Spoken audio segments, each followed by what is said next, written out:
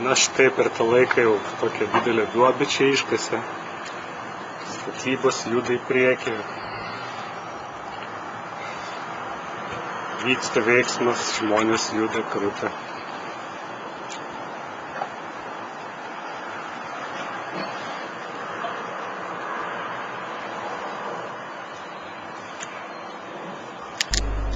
O čia va, alyvos jau pražydo.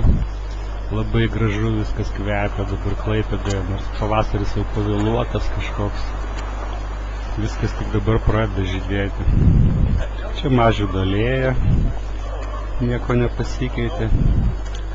Ten toliau va yra lauko kavinė tokia jau atsidarė dar viena su fontanėliais. Na va, kokios gražios alyvos čia tikrai. Ir čia va viskas dar žydi kieme, o čia tas priestatas Vakarų Ekspreso naujas, alyvos, čia Viva salonas toks atsidarė, iki parduotuvė, viską matot.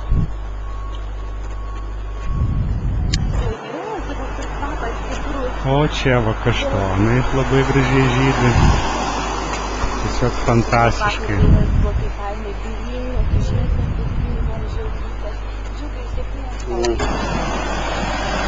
Čia jau mes matom Daukanto gatvę, sankryža padaryta, teismo namas su Lietuvos vėliava, ten toliau Nesė kazino, ten kampo atsidarė, ten kur kažkada akiniai būt, pienė akiniai,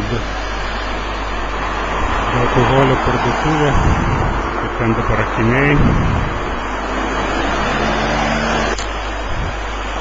Čia čia nieko tokio įdomaus nėra. Čia bendras vaizdas Manto gatvės toksai dabar. Šiaip žmonių nedaug, nes šeštadienį aš filmuoju. Čia kažkokia parduotuvėlė. Čia va tokia yra nauja parduotuvė.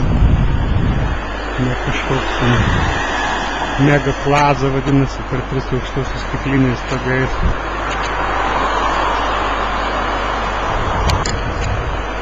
Čia viešbutukas kažkoks atsidarė, Navalis vadinasi, arba Navalys, kaip jie čia juokauja.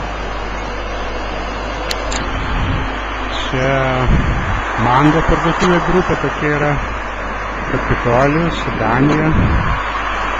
Čia gal jau būdavo tokie žydrieji berniukai renkasi šitoj kaviniai. Nu ir čia dar tokia bitė kažkokia.